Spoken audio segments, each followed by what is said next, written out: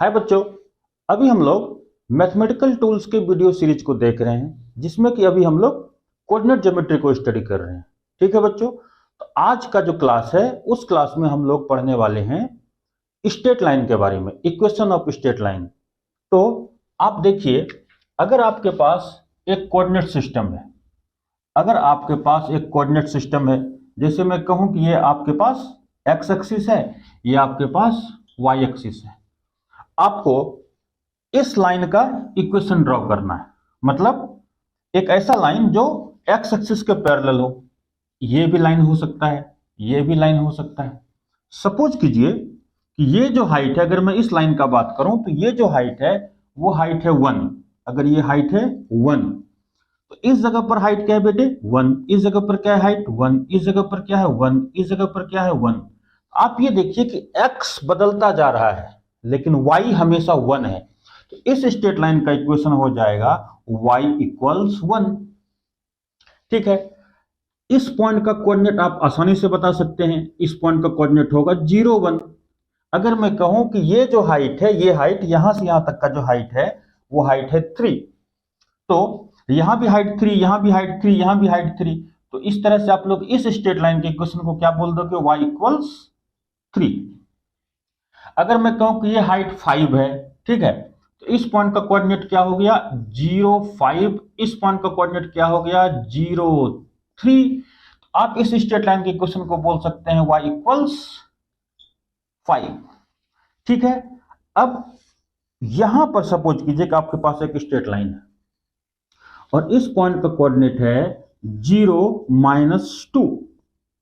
Okay, मतलब ये depth 2 है, यह भी 2 है, यह भी 2 है, यह भी 2 है। तो इस स्ट्रेट लाइन का इक्वेशन हो जाएगा y बराबर -2। ठीक है, तो इन सारे लाइन का खासियत क्या है, स्पेशलिस्टी क्या है, इस सारे लाइन का खासियत क्या है? तो इन सारे लाइन का खासियत है कि ये सारा का सारा लाइन एक्स एक्सिस के पैरेलल है। ठीक है बच्चों, एक बात और आप देखिए, y इक्वल्स 1, 1 क्या है कांस्टेंट है, 3 क्या है कांस्टेंट है, 5 क्या है कांस्टेंट है, -2 क्या है कांस्टेंट है। इसका मतलब हुआ कि अगर कोई लाइन x एक्सिस के पैरेलल है तो उसका इक्वेशन हम लोग क्या लिख सकते हैं, y इक्वल्स c। ठीक है, इस तरह से हम लोग उन सारे लाइन का इक्वेशन लिख सकते हैं। अगर कोई लाइन 12 हाइट से पास होता है और एक्स एक्सिस के पैरेलल हो तो इसका इक्वेशन क्या हो जाएगा, y इक्वल्स 12। क्लियर हो रही है बात? अब अगर मैं आपसे एक सवाल पूछूं, इक्वेशन ऑफ एक्स एक्सिस क्या होगा? ठीक है, इक्वेशन ऑफ एक्स एक्सिस, तो एक्स एक्सिस मतलब मैं चाहता हूं कि आप मुझे इस लाइन का इक्वेशन बताइए। इस लाइन पर यहां मैं आऊं, अगर इस पॉइंट को देखूं, इस पॉइंट को देखूं, इस पॉइंट को देखूं, इस पॉइंट को देखूं, एक्स बदल रहा है बट वाई कोऑर्डिनेट क्या है, हमेशा 0 है। तो आप इसको क्या लिख दोगे, y इक्वल्स 0। आप देखो बच्चों, अगर आपसे अब कोई पूछे कि आपके पास एक कोऑर्डिनेट सिस्टम दे रखा है, ये आपका क्या हो गया एक्स एक्सिस, ये आपका क्या हो गया वाई एक्सिस। ठीक है, अब कोई लाइन जो कि वाई एक्सिस के पैरेलल हो, जैसे ये लाइन, ठीक है, इस लाइन में खासियत है, वो क्या है, इसका सेपरेशन वाई एक्सिस से कभी नहीं बदलता है। ये सेपरेशन नहीं चेंज होगा, ये सेपरेशन नहीं चेंज होगा, ये सेपरेशन नहीं चेंज होगा, ये सेपरेशन नहीं चेंज होगा। इसका मतलब हुआ कि इस लाइन के हर पॉइंट का एक्स कोऑर्डिनेट सेम है और वाई कोऑर्डिनेट अलग अलग है। इसका मतलब अगर मैं कहूं कि ये सेपरेशन 2 है तो इस पॉइंट का कोऑर्डिनेट क्या हो जाएगा 2 0, और इस लाइन का इक्वेशन हो जाएगा x इक्वल्स 2। समझ में आ रही है बातें? अब यहां पर कोई और लाइन है जो कि लाइन y एक्सिस के पैरेलल है, बट ये सेपरेशन यहां से यहां का सेपरेशन क्या है 4 है। तो इस पॉइंट का कोऑर्डिनेट क्या हो जाना है, इस पॉइंट का कोऑर्डिनेट हो जाएगा 4 0, और इस लाइन का इक्वेशन क्या हो जाएगा x इक्वल्स 4। ये बातें समझ में आ रही है? तो देखिए, दिस एंड दिस, यह भी कांस्टेंट है, तो एक ऐसा लाइन जो कि y एक्सिस के पैरेलल हो उसके इक्वेशन को हम लोग क्या बोल सकते हैं प्यारे बच्चे, x इक्वल्स c। ठीक है, x इक्वल्स c। तो अगर कोई लाइन आपसे पूछे कि अगर कोई लाइन x एक्सिस के पैरेलल हो तो उसका इक्वेशन हो जाएगा y इक्वल सी, और अगर कोई लाइन y एक्सिस के पैरेलल हो तो उसका इक्वेशन हो जाएगा x इक्वल सी। ठीक है, अब अगर मैं आपसे पूछूं कि इक्वेशन ऑफ y एक्सिस क्या होगा, तो y एक्सिस मतलब इस लाइन का इक्वेशन, इस लाइन का इक्वेशन क्या होगा। तो इस लाइन में क्या है कि हर पॉइंट का y भले ही अलग अलग हो बट x कोऑर्डिनेट क्या होगा, सबका 0 ही होगा। ठीक है, तो ये ओरिजिन का कोऑर्डिनेट क्या है, 0। अगर ये हाइट 1 है तो इसका कोऑर्डिनेट क्या होगा, 0 1 0 2 0 3 0 7 0 -2 0 -11, इस तरह से। तो इक्वेशन ऑफ y एक्सिस को आप क्या लिख सकते हैं, x इक्वल्स 0। ये बात समझ में आ गई। अब हम लोग आगे बढ़ते हैं। अब देखिए बच्चों, हम लोग जिस स्ट्रेट लाइन को इक्वेशन को अब सीखने वाले हैं उसके बारे में आपको यह गिवन है कि वो y एक्सिस से किस जगह से क्रॉस होता है। मतलब वो स्ट्रेट लाइन y एक्सिस को इस यहां पे कट कर रहा है, यहां पे कट कर रहा है, यहां पे कट कर रहा है, या ओरिजिन पे कट कर रहा है, कहां पे कट कर रहा है। तो सपोज कीजिए कि उसने y एक्सिस को कट किया है इस जगह पर, इस जगह पर उसने y एक्सिस को कट किया है। तो जिस जगह पर y एक्सिस को वो कट करेगा उसको कहते हैं y इंटरसेप्ट। याद रहेगा, y इंटरसेप्ट। सपोज कीजिए कि यहां से यहां का जो हाइट है वो हाइट है c, मतलब y इंटरसेप्ट हम लोग क्या बोलेंगे, c। और उस स्ट्रेट लाइन ने x एक्सिस के साथ कुछ सर्टेन एंगल बना रखा है, सपोज कीजिए कि वो एंगल थीटा है। तो आपको क्या क्या गिवन है कि कोई भी स्ट्रेट लाइन x एक्सिस के साथ कितना एंगल बना रहा है और उसका y इंटरसेप्ट क्या है। अब मुझे इस स्ट्रेट लाइन के इक्वेशन को लिखना है। ठीक है, तो इसके लिए मैं इस स्ट्रेट लाइन पर कहीं पर भी अपनी इच्छा से किसी पॉइंट को कंसीडर करता हूं। ये इस पॉइंट को मैं कंसीडर कर रहा हूं एक्स वाई। ठीक है, अब आप यहां से एक परपेंडिकुलर लाइन ड्रॉ करो। तो अगर इस पॉइंट का कोऑर्डिनेट एक्स वाई है तो आपको पता है कि यहां से यहां तक का जो लेंथ होगा वो लेंथ एक्स है। ठीक है, और ये हाइट क्या है, y है। ये टोटल हाइट क्या है, y। अब यहां से इस पॉइंट से आपने x एक्सिस के पैरेलल एक और भी लाइन को ड्रॉ कर देना है। अगर ये लेंथ x है तो यह लेंथ भी x हो जाएगा।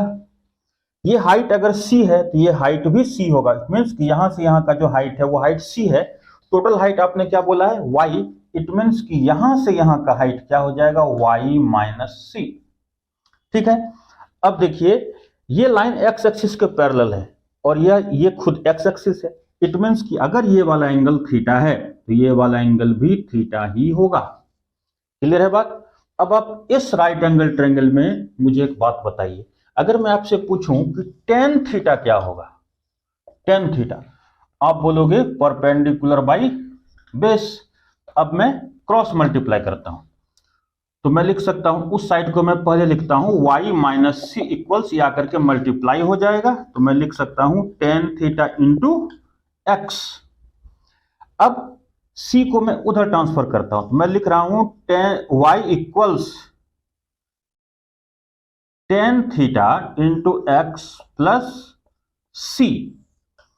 ये अपना रिक्वायर्ड इक्वेशन हो गया। अब एक चीज और समझिए, इस जगह पर हम लोग जो है टेन थीटा को हम लोग क्या बोलते हैं, स्लोप बोलते हैं। ठीक है, टेन तक हम लोग क्या बोलेंगे, स्लोप बोलते हैं।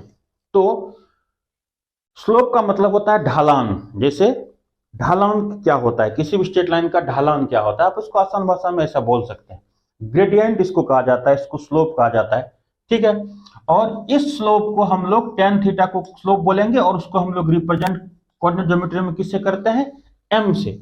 अब इस स्ट्रेट लाइन के इक्वेशन को आप ध्यान से देखिए। अब इस स्ट्रेट लाइन का इक्वेशन आप क्या लिख सकते हैं, y equals mx plus c। ये आपका रिक्वायर्ड इक्वेशन हो गया, y equals mx plus c। ठीक है, अब एक छोटी सी चीज को ध्यान दीजिए। अब मैं आपको कुछ कंडीशन बताता हूं। मैं बताता हूं कि अपने पास एक स्ट्रेट लाइन है जो कि y एक्सिस को 7 पे कट कर रहा है, मतलब 7 हाइट पर, c का वैल्यू 7 है।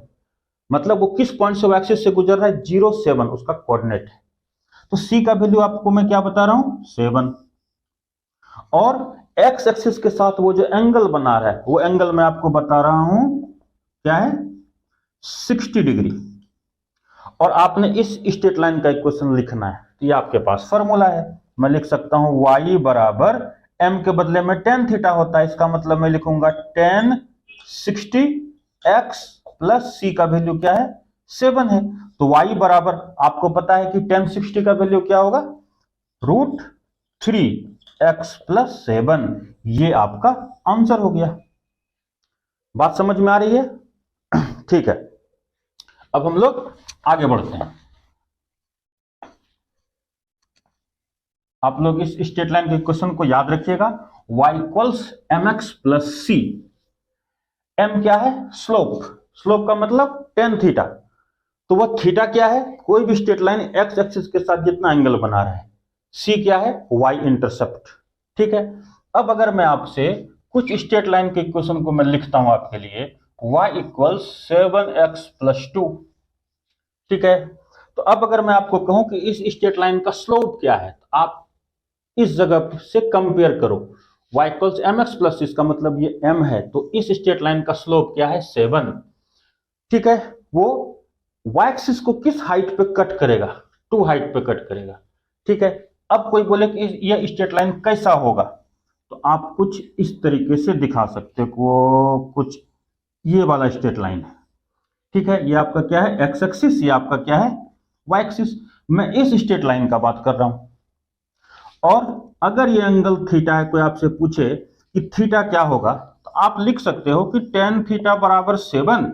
इट मीन्स कि थीटा बराबर tan इनवर्स 7। ये हो गया। ठीक है, तो इस स्ट्रेट लाइन का ग्राफ अगर कोई पूछे तो आप इस तरह से ड्रॉ कर दोगे। ठीक है, अब मैं किसी दूसरे स्ट्रेट लाइन को लिख रहा हूं। अगर मैं आपको कहूं कि y इक्वल्स 3x माइनस 2, यह स्ट्रेट लाइन कैसा होगा? तो यह स्ट्रेट लाइन, ये सबसे पहले आपका x एक्सिस, ये सबसे पहले आपका y एक्सिस, और ये स्ट्रेट लाइन कुछ इस तरीके का होगा। ये है वो स्ट्रेट लाइन, और यह जो एंगल है वो एंगल क्या है? थीटा। और tan थीटा का वैल्यू क्या है? y बराबर mx plus c। tan theta का वैल्यू क्या है? 3, और y इंटरसेप्ट क्या है? -2। इसलिए मैंने यहां से लाइन को गुजारा है -2, मतलब नीचे की तरफ। ये बात समझ में आ रही है? अच्छी बात है। अब मैं कुछ और स्ट्रेट लाइन के बारे में आपसे पूछ रहा हूं। जैसे अगर मैं कहूं कि y बराबर 3x, इस स्ट्रेट लाइन का इक्वेशन आप ड्रॉ करो, तो इसमें y बराबर mx प्लस c से अगर आप कंपेयर करोगे, मैं लिख सकता हूं ना y बराबर 3x प्लस 0। इसका मतलब वो किस y एक्सिस को वो किस पॉइंट पर कट करेगा? किस हाइट पर कट करेगा? 0 पर। इसका मतलब वह स्ट्रेट लाइन यहां से गुजरेगा। ठीक है, अच्छी बात है। अब ये आपका y एक्सिस, ये आपका x एक्सिस।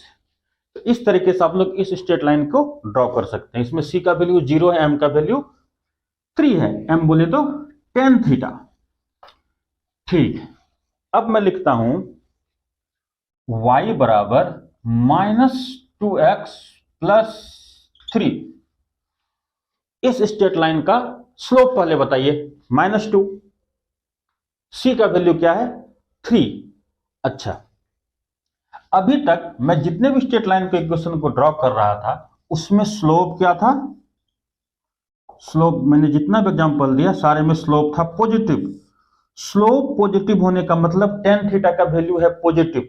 तो tan थीटा का वैल्यू कब पॉजिटिव होता है? तो आपको ये मालूम होना चाहिए, मैंने ट्रिगोनोमेट्री वाले सेक्शन में सिखाया था कि फर्स्ट क्वाड्रेंट में ऑल ट्रिगोनोमेट्रिकल फंक्शन पॉजिटिव होता है, सेकंड में साइन एंड कोसेक पॉजिटिव होता है। ठीक है, अभी मुझे इतने की ही आवश्यकता है। यहां पर tan और cot पॉजिटिव होता है, यहां पर cos और sec पॉजिटिव होता है। ठीक है, अब हम लोग यहां पे देखते हैं। तो फर्स्ट क्वाड्रेंट में ऑल ट्रिगोनोमेट्रिकल फंक्शन पॉजिटिव होता है। फर्स्ट क्वाड्रेंट का मतलब क्या? एंगल 0 से 90 डिग्री तक। ठीक है, इसका मतलब है कि यहां पर tan थीटा भी पॉजिटिव होता होगा। तो अब आप बताइए कि जब स्लोप पॉजिटिव है, मतलब tan थीटा पॉजिटिव है, मतलब कोई भी स्ट्रेट लाइन जिसका स्लोप पॉजिटिव होगा वो एक्स एक्सिस के साथ ऐसा एंगल बनाएगा जिसका वैल्यू 0 से 90 तक के बीच में होगा। बात समझ में आ रही है? बट यहां पर tan थीटा क्या है? निगेटिव। y बराबर mx प्लस c से आप कंपेयर करो, यहां पर tan थीटा का वैल्यू क्या है? निगेटिव। अगर टेन थीटा यहां पर निगेटिव है, इसका मतलब हुआ कि वह स्ट्रेट लाइन एक्स एक्सिस के साथ जो भी एंगल बनाएगा वो एंगल 90 से ज्यादा होगा। मैं ऐसा क्यों बोल रहा हूं? क्योंकि 90 से ज्यादा होने पर वो लाइन सेकंड क्वाड्रेंट में चला जाएगा, और सेकंड क्वाड्रेंट में साइन कोसेक ना पॉजिटिव होता है, टेन थीटा तो निगेटिव होता है। बात समझ में आ रही है? तो इसका मतलब हुआ कि अगर स्लोप पॉजिटिव है तो कोई भी स्ट्रेट लाइन एक्स एक्सिस के साथ कितना एंगल बना रहा है? 0 से 90 के बीच में। अगर स्लोप नेगेटिव है तो 90 और 180 के बीच में।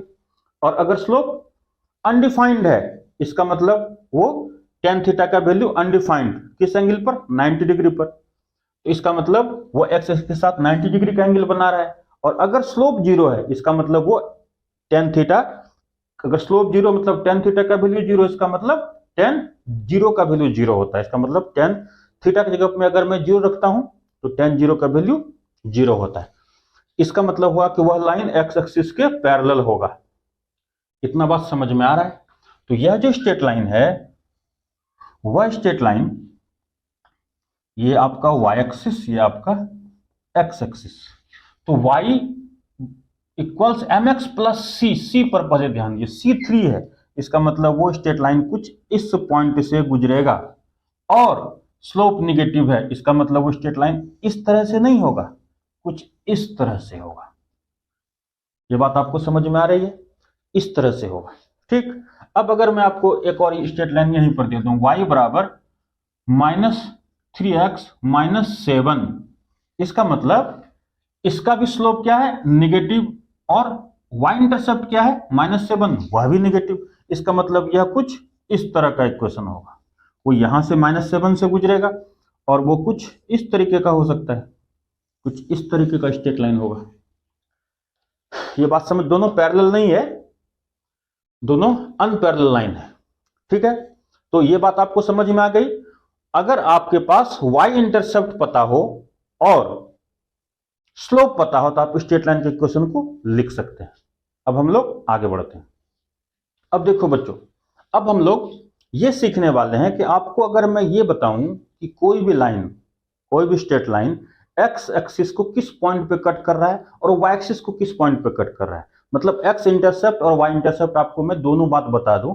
अब मैं कहूं कि आपको उस स्ट्रेट लाइन का इक्वेशन ड्रॉ करना है। जैसे एज फॉर एग्जांपल मैं इस स्ट्रेट लाइन का बात करता हूं। ठीक है, एक्स एक्सिस को इसने ए पॉइंट पे कट किया। ए पॉइंट का मतलब ओरिजिन से उस पॉइंट का सेपरेशन ए है। वाई एक्सिस को उसने बी पे कट किया, मतलब ये हाइट बी है। अगर मैं इस पॉइंट के कोऑर्डिनेट का बात करूं तो ए 0 और इस पॉइंट का कोऑर्डिनेट क्या हो जाएगा? 0 एंड बी। ठीक है, अब कोई आपसे पूछे कि इस स्ट्रेट लाइन का इक्वेशन बताओ, आपको क्या क्या गिवन है? ए और बी गिवन है, X intercept and Y intercept आपको पता है। फिर इस स्ट्रेट लाइन का इक्वेशन आपको लिखना है। अब मैं आपसे एक सवाल पूछूं, अगर मैं कहूं कि ये एंगल क्या है? अल्फा। इस राइट एंगल ट्रायंगल में आप मुझे बताइए कि टेन अल्फा क्या होगा?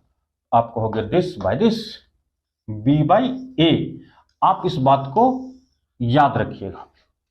ठीक है, अब अगर मैं इस स्ट्रेट लाइन का आपसे पूछूं स्लोप क्या है, तो अगर ये वाला एंगल यहां से यहां तक का एंगल अगर थीटा है, इस स्ट्रेट लाइन का स्लोप क्या है? Tan theta. तो मैं आपसे यहां पर एक सवाल पूछता हूं कि बताइए अल्फा प्लस थीटा क्या होगा? तो आप कहोगे सर स्ट्रेट लाइन का एंगल, टोटल एंगल 180 डिग्री होता है। अब मैं आपसे पूछूं कि थीटा क्या होगा? अल्फा का आप उधर भेज दीजिए, तो 180 माइनस अल्फा, दोनों तरफ आप 10 अप्लाई कर दो। इधर क्या लिखूं मैं? Ten theta equals 10 180 minus alpha. ठीक है, और आपको एक चीज मैंने सिखाया था कि 10 180 माइनस थीटा क्या होता है? -10 थीटा होता है। ये हम लोग ट्रिगोनोमेट्री में पढ़े थे, जब मैं मैथमेटिकल टूल्स में ट्रिगोनोमेट्री बता रहा था। तो इसका मतलब हुआ कि इधर तो मैं 10 थीटा लिख दूं, 10 180 माइनस अल्फा का वैल्यू होगा -10 अल्फा, -10 अल्फा। अब अगर मैं आपसे पूछूं कि 10 थीटा बराबर -10 अल्फा, 10 अल्फा का वैल्यू क्या है? B by a, b by a. इसका मतलब हुआ इस जगह पर टेन थीटा का वैल्यू क्या है, माइनस बी बाय ए। अच्छी बात है। हम लोग टेन थीटा को क्या बोलते हैं बेटे, स्लोप बोलते हैं। इसका मतलब m का वैल्यू क्या हो गया, माइनस बी बाई ए। अभी अभी मैंने आपको एक इक्वेशन सिखाया था, y equals m x plus सी।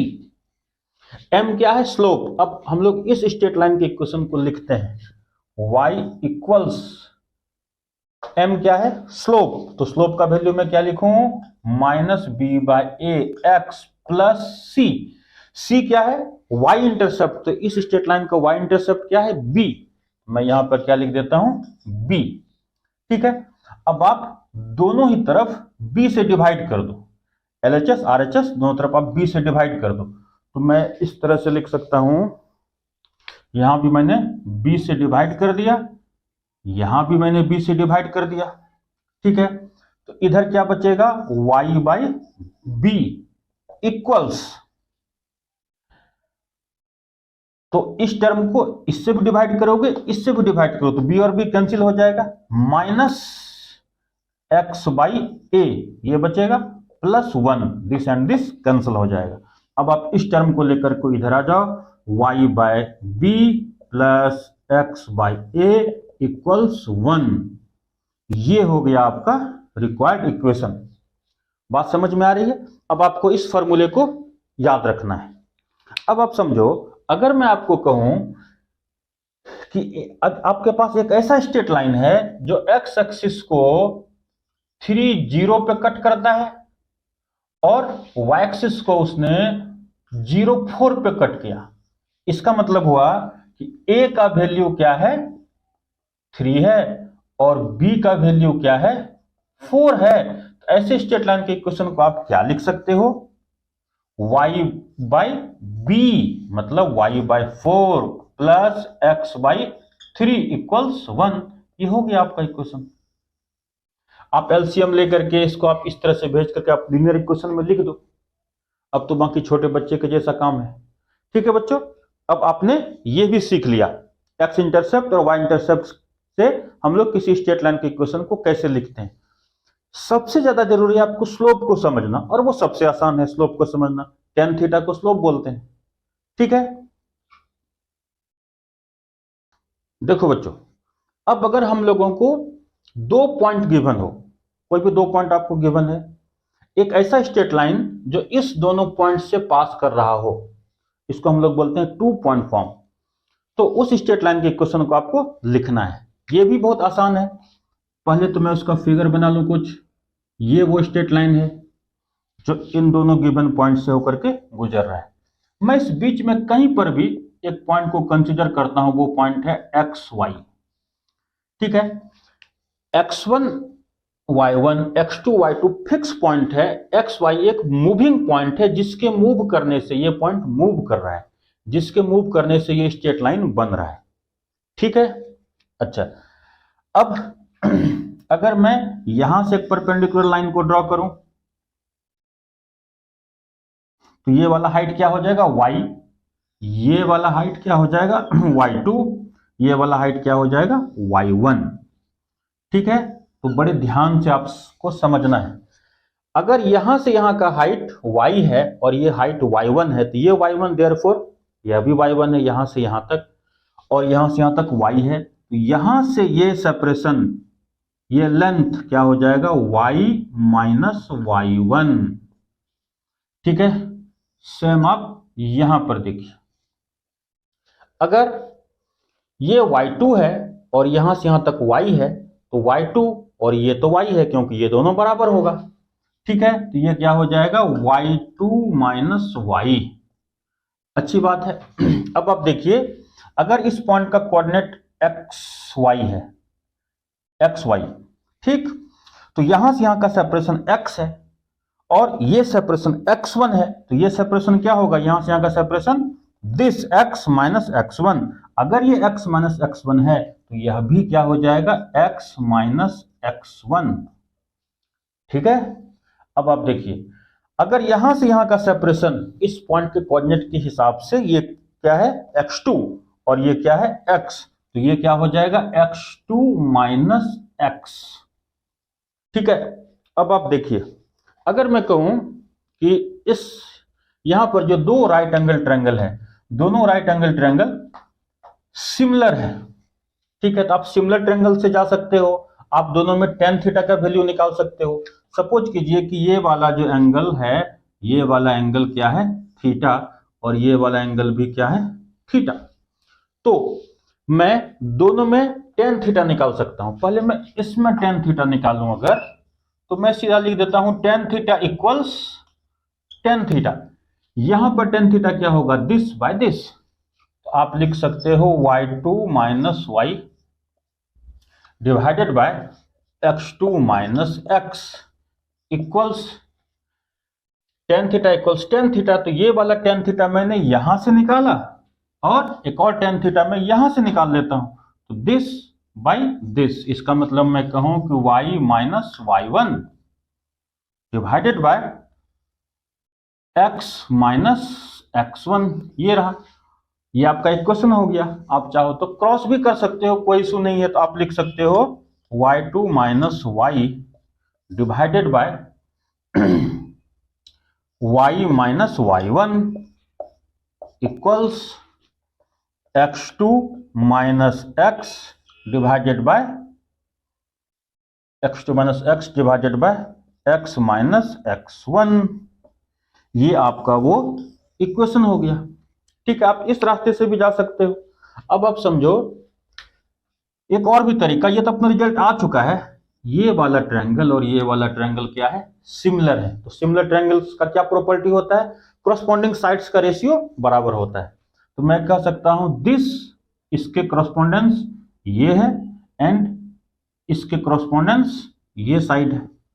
तो आप लिख सकते हो y2 minus why this by this, y minus y1 equals this and this, यह रेशियो बराबर होगा, तो आप लिख दो x2 minus x divided by x minus x1। तो ये हो गया आपका रिक्वायर्ड इक्वेशन 2 पॉइंट फॉर्म का। तो देखिए दोनों रिजल्ट तो सेम ही है, बात समझ में आ रही है। अब मैं कुछ एग्जांपल आपको बताता हूं। सपोज कीजिए कि मैं आपको बोल रहा हूं कि एक ऐसा स्ट्रेट लाइन जो 2, 3 और 5, 9 से पास कर रहा हूं, तो ये तो बहुत ज्यादा आसान है। आप इसको x1 y1 x2 y2 आप ऐसा बोल दो। तो मैं क्या लिखूं, y2 मतलब 9 माइनस y, 9 माइनस y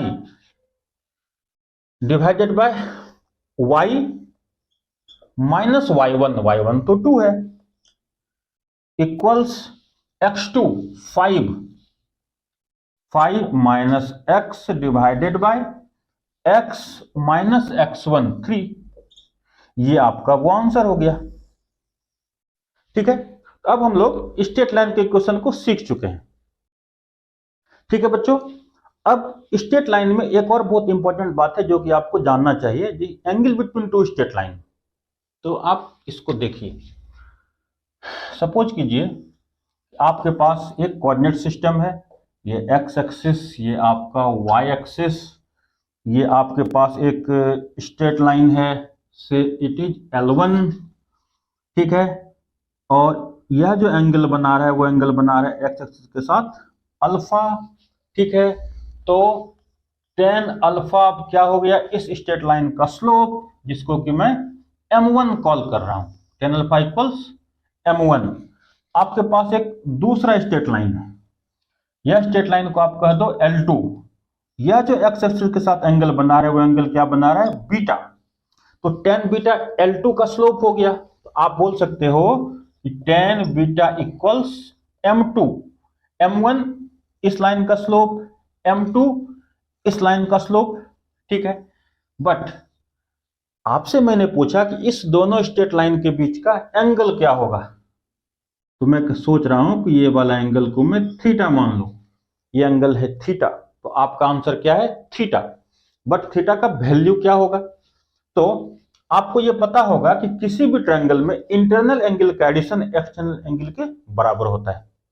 मतलब this plus this equals this, ये बात भी मैंने प्रॉपर्टी ऑफ ट्रायंगल में बताया हुआ है। ठीक है बच्चों, तो मैं यहां पे लिख सकता हूं this plus this equals this, तो मैं लिखूं alpha plus theta equals beta, और थीटा क्या हो जाएगा, बीटा माइनस अल्फा। ठीक है, अब आप दोनों तरफ टेन अप्लाई कर दो, इस जगह पर आप दोनों ही तरफ टेन को अप्लाई करो, तो मैं लिख सकता हूं कि tan theta equals tan beta minus alpha. अब ट्रिगोनोमेट्री में मैथमेटिकल टूल से मैंने आपको एक और फॉर्मूला बताया था, टेन ए माइनस बी का फॉर्मूला, वो था tan A minus tan B divided by one plus tan A into tan B. ये फॉर्मूला मैंने आप लोगों को सिखा रखा है। अब आप उस फॉर्मूले का यहां पर यूज कर लो, टेन थीटा इक्वल्स, मैं लिखूं ten beta minus tan alpha divided by one plus tan beta into tan alpha. ठीक है, अब आप देखो ten theta equals tan beta क्या है, m2, तो मैं लिखूं m2 minus m1 divided by one plus this into this, तो आप लिख दो m1 इंटू m2। ठीक है, और इस दोनों स्ट्रेट लाइन के बीच का एंगल क्या है, थीटा, तो आप यहां से थीटा आसानी से निकाल सकते हो। आप लिख सकते हो theta equals tan inverse m2 minus m1 divided by one plus m1 into m2। ये आपका हो गया angle between two straight line का फॉर्मूला। ठीक है, आप इसको ध्यान से समझ लीजिएगा। अब मैं आपको एक दो और छोटी छोटी बातों को बताता हूं। अब बच्चों आप ये समझो कि आपसे कोई पूछे कि दो स्ट्रेट लाइन पैरेलल होने का क्या कंडीशन है, दो स्ट्रेट लाइन पैरेलल कब होता है, या आपके पास दो इक्वेशन दिया हुआ है, आप उस इक्वेशन को देख करके कैसे समझ पाओगे कि वह दोनों स्ट्रेट लाइन पैरेलल है। ठीक है, तो पहली बात, अगर दो लाइन पैरेलल है तो दोनों एक्स एक्सिस के साथ इक्वल एंगल बनाएगा, इसका मतलब दोनों का स्लोप बराबर होगा। तो कंडीशन क्या है, m1 equals m2 if two lines are parallel. ठीक है, अच्छी बात है। आप और भी तरीके से सोच सकते हो, आप इस फॉर्मूले से सोच सकते हो। पैरेलल होने का मतलब दो स्ट्रेट लाइन अगर पैरेलल है तो दोनों के बीच का एंगल क्या है, 0 डिग्री। इट मींस कि थीटा का वैल्यू क्या हो जाएगा, 0 डिग्री। तो मैं यहां पर लिख देता हूं इस फॉर्मूले के हिसाब से 0 equals m2 minus m1 divided by 1 plus m1 into m2। ये हो गया। अब आप क्रॉस मल्टीप्लाई कर दो तो ये डिनोमिनेटर का पूरा टर्म इधर 0 के साथ मल्टीप्लाई होकर के खत्म हो जाएगा। इसका मतलब 0 इक्वल्स m2 माइनस m1। आप इस m1 को इधर लेके आ जाओ, इधर नेगेटिव है तो आकर के क्या हो जाएगा, पॉजिटिव। आप यहां भी देख सकते हो m1 इक्वल्स m2। आप इस तरीके से भी सोच सकते हो।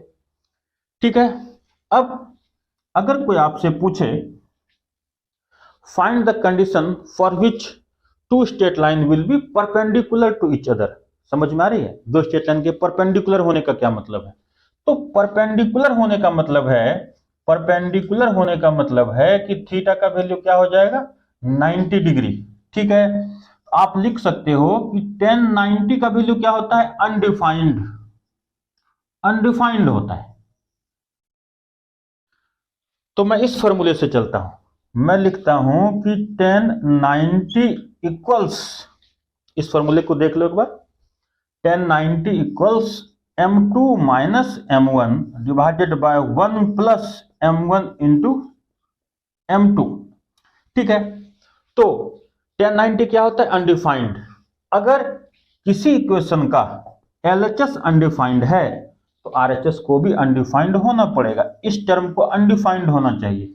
इस टर्म को अनडिफाइंड होने के लिए क्या होना चाहिए, डिनोमिनेटर का वैल्यू 0 होना चाहिए। क्यों बेटे, क्योंकि 1/0 क्या होता है, अनडिफाइंड। समथिंग बाय 0 क्या होगा, अनडिफाइंड। ठीक है, इसका मतलब हुआ बाय द लॉजिक